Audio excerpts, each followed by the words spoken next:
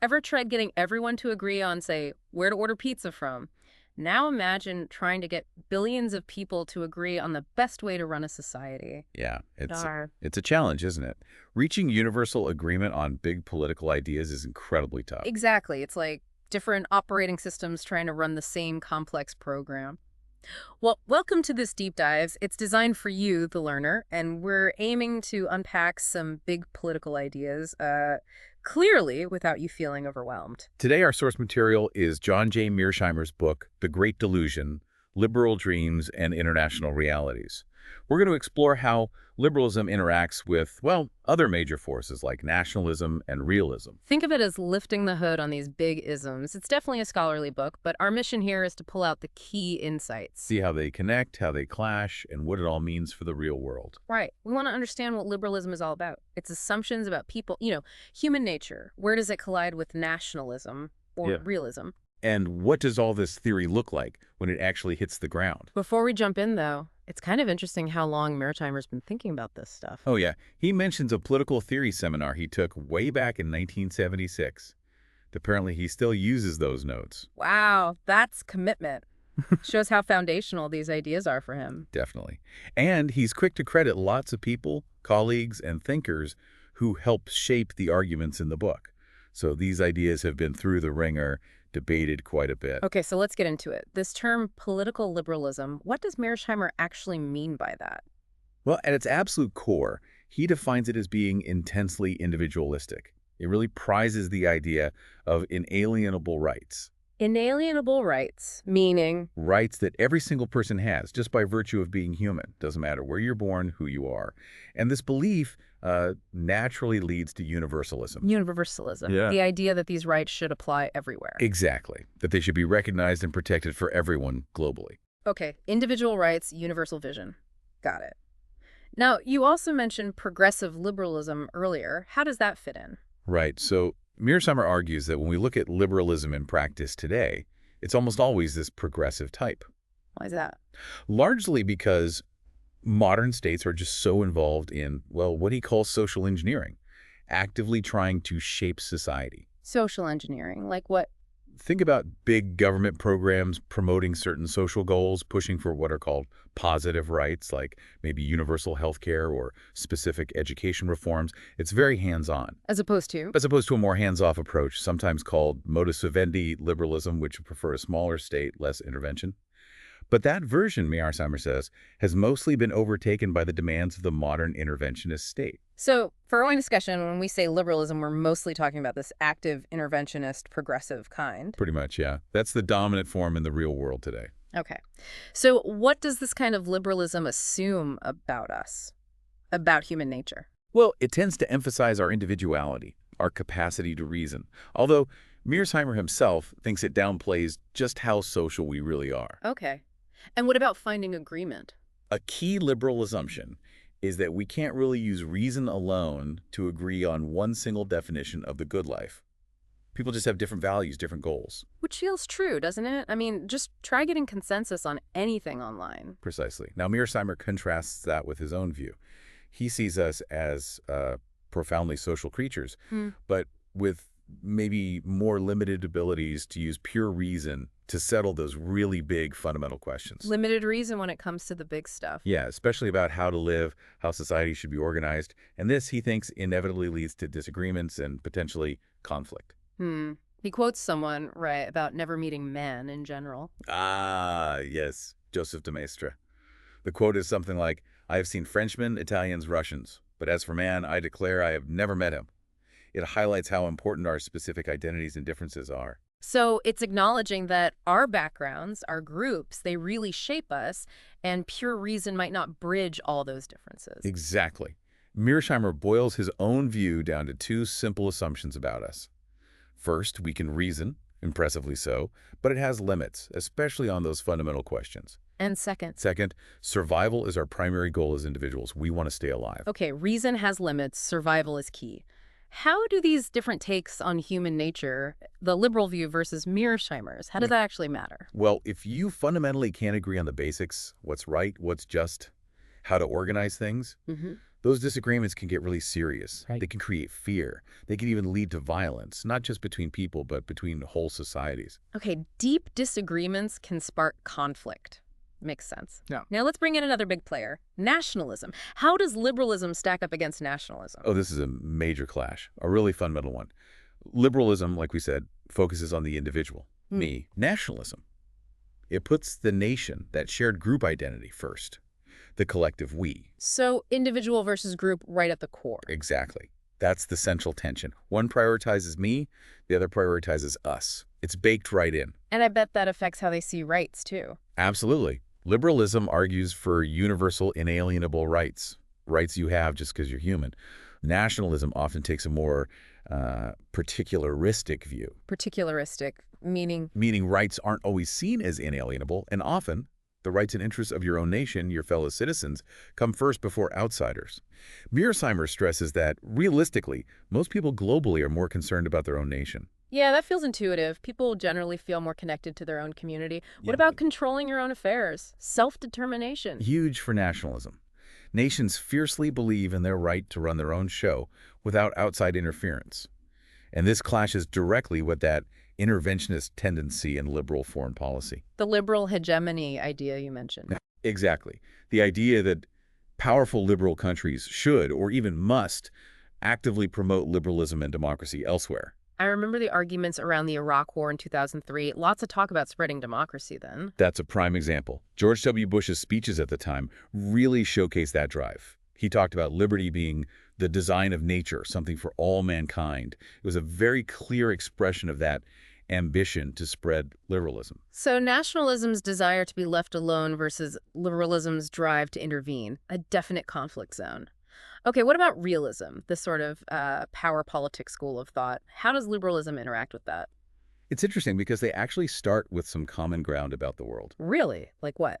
Both liberalism and realism tend to agree that the international system is anarchic, no world government, no global 911 you can call. Okay, anarchy. What else? Both generally assume that states want to survive, that survival is the main goal. And they both see states as acting, broadly speaking, rationally to achieve their aims, while also acknowledging you can never be totally sure about other states' intentions. So, no World Cup, states want to survive, they act rationally but warily. Seems like a decent starting point. Where do they diverge then? The big split is about what happens next. Realism says, in this anarchic world where survival is key, states are fundamentally driven by the need for power. It's all about power politics. And liberalism says? Liberalism introduces other elements it believes can change the game. Things like spreading democracy, building economic ties, creating international institutions like the UN, ways to build peace beyond just balancing power. But Mearsheimer is skeptical that those things truly override the power politics. Yes. He argues that, especially in a world with several major powers, liberalism often ends up looking a lot like realism in practice. When core security interests are threatened, states tend to fall back on prioritizing power and survival, regardless of their liberal ideals. The survival instinct kicks in and takes over. Okay, now, we talked about progressive liberalism being dominant. Why did that happen? Why not the more hands-off version? Mearsheimer's take is that the modern state is just too big and complex. It has too many responsibilities managing the economy, providing social welfare, etc. The limited laissez-faire approach of that older modus vivendi liberalism just doesn't cut it for running a modern interventionist government. So the sheer scale and complexity of modern governance pushed liberalism towards being more active, more interventionist. Essentially, yes.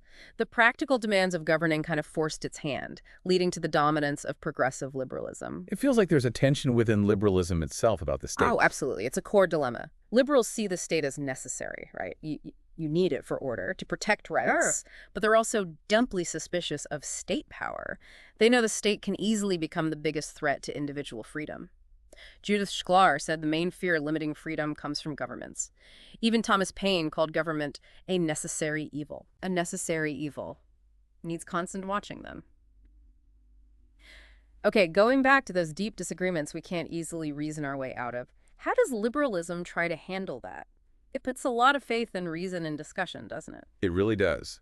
There's often a strong belief that through rational debate, education, democratic processes, we can figure out the good life, or at least how to live together justly. Thinkers like John Dewey really believed open discussion could resolve these conflicts. But Mearsheimer isn't buying that reason alone is enough. He's quite skeptical. He argues that reason often falls short when it comes to these fundamental clashes of values. You can argue logically, but you might not persuade someone whose basic beliefs are just different. So what happens then? Well, he suggests the fallback is often just claiming, the objective truth, and the other side is just wrong or maybe irrational for not seeing it. He sees this limitation of reason as a major challenge for liberalism's universal ambitions. So reason has its limits. What else is shaping people's beliefs and identities so strongly? Culture. Massively important. Mearsheimer quotes Antonio Gramsci about us being products of history, carrying countless traces from our past. We're born into a culture, and it shapes everything, how we think, behave, see ourselves. Culture as the glue holding society together. It acts as a powerful social glue, yes. It fosters shared understandings. But, Mearsheimer adds, even within a culture, there are always tensions, always disagreements on those first principles that reason struggles to reconcile completely. Centrifugal forces pulling things apart. Culture unites, but underlying disagreements persist. Okay, let's swing back to nationalism. Why is the nation state, this idea of one nation, one state, so persistent and powerful? Mearsheimer points to a couple of things. First, nations often develop this really deep, almost sacred bond with a specific territory, their homeland. Right. And because of that bond, they desperately want sovereignty over that land. It's tied up with their identity, their self-determination. Think about China and Taiwan. Yeah. That's a powerful example of a national conviction about territory. The homeland connection. What else drives nations to want their own state? Survival, again. Especially for national groups living as minorities within larger states run by other nations. They want their own state to protect their unique culture, their language, their way of life from being swallowed up or marginalized. To avoid assimilation. Exactly. Walker Connor, another scholar, noted that when one group tries to build its nation within a state, it often ends up breaking the national identity of other groups in that same state. Nation building can be nation breaking for minorities. That makes sense. And it works the other way, too. States themselves often find it much easier to govern if the population feels like a single, unified nation. Easier to govern. How so? Think about it. Shared language, shared culture, shared identity. It makes administration simpler. James Scott talks about states wanting things legible, easy to understand and manage. A homogeneous population is just easier to tax, conscript, and mobilize. Sometimes states even deliberately impose a single official language or history to create that unity. So nations want states for protection. States want nations for easier rule. It's like they reinforce each other. Precisely. Mearsheimer argues this complementary logic is why the nation-state became and remains the dominant political model worldwide. And that's a reality liberalism has to deal with. Okay, nationalism is clearly a potent force. How does liberalism's focus on individual rights hold up against these strong national feelings? Well, Mearsheimer thinks liberals often overestimate how much people prioritize abstract individual rights in the heat of the moment, especially compared to nationalist feelings. You mean people might say they value rights, but nationalism can trump that? In practice, yes. That deep loyalty to the nation, the sense of us, can often override concerns about individual rights, even in liberal societies. He uses Abraham Lincoln suspending habeas corpus during the U.S. Civil War as an example. National survival was deemed more important than that specific individual right at that time. So even in a strong liberal democracy, national security or unity can sometimes push individual rights aside. That's sobering. It is. And it leads to another point. The idea of a truly neutral state, one that just acts as an umpire for individuals, is probably unrealistic. Unrealistic. Why? Because whoever holds power, whichever faction is running the state, will inevitably shape society according to their values and interests. The state isn't perfectly neutral. And that creates incentives. It creates incentives for different groups within a liberal democracy to try and gain permanent control, to lock in their advantage. You sometimes hear the phrase, one man, one vote, one time, used in contexts where trust is low, like parts of the Middle East, reflecting that fear. The fear that whoever wins power might try to shut down the democratic process to keep it. Exactly. Though Mearsheimer does add that things like a genuine balance of power between different factions can help prevent this. If no single group is totally dominant, it's riskier for anyone to try and seize permanent control. Checks and balances matter internally. Okay, let's pivot to foreign policy. What does a typical liberal foreign policy look like, and what challenges does it run into? Key elements usually include promoting democracy abroad, pushing for human rights, supporting international institutions, and encouraging free markets. The idea is that these things make the world better and safer. But we already talked about the clash with sovereignty, right? Countries don't always appreciate being told how to run themselves. Exactly, that's the core tension. Trying to export liberal democracy often meets fierce resistance. Think about Russia's reaction to the color revolutions nearby, or the incredibly difficult U.S. experiences trying to reshape Afghanistan and Iraq. The social engineering projects, as you called them. Right. And the track record isn't great. Scholars like Bueno de Mesquita and Downs have shown that attempts to impose democracy from the outside fail more often than they succeed. It's clearly harder than it sounds. Does pursuing this kind of foreign policy have any downsides for the liberal countries themselves? Mearsheimer argues it can. Pushing for liberal hegemony globally can actually undermine liberalism at home. How so? Well, intervening abroad often requires more government secrecy, less democratic oversight, maybe bending rules around civil liberties like due process, all in the name of national security or projecting power. Can you give an example? Guantanamo Bay is often cited. Holding people for years without trial, justified by the necessities of fighting terrorism, starkly contrasts with core liberal principles about due process. So the effort to spread liberal values externally can end up corroding those same values internally. That's quite the paradox. That is. Now, liberalism also has its own ideas about how to create peace, right? Theories that challenge realism's focus on power.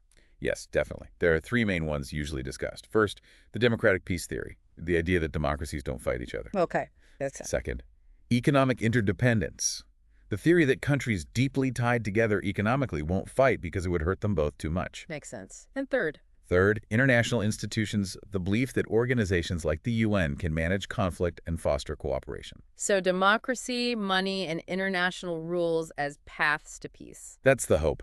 These theories try to move beyond pure power politics by focusing on shared values, shared interests, and shared rules. But Mearsheimer remains unconvinced that these can fully overcome realism. Fundamentally, yes. His bottom line is that as long as war is possible in an anarchic world, which he believes it always is, then survival will remain the #1 priority for states. And that survival instinct limits how effective these liberal peace theories can be. Exactly. Let's take them quickly. Democratic peace.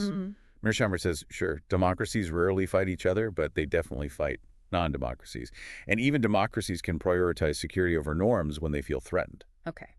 What about economic interdependence? Money stopping wars. His counter is that politics often trumps economics.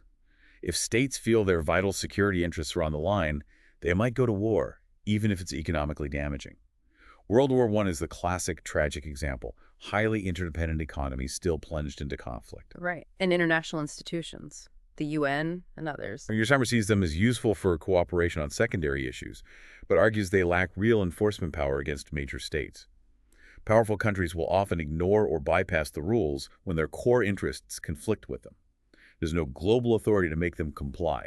So these liberal pathways to peace, while appealing, ultimately run up against the hard realities of power and survival in a world without a global government. That's Mearsheimer's core argument, yes. Okay. We have covered a lot of ground here. As we start to wrap up this deep dive, what are the really crucial takeaways for you, for our listener, the learner? I think the main thing is understanding just how different the fundamental assumptions are between these ideologies.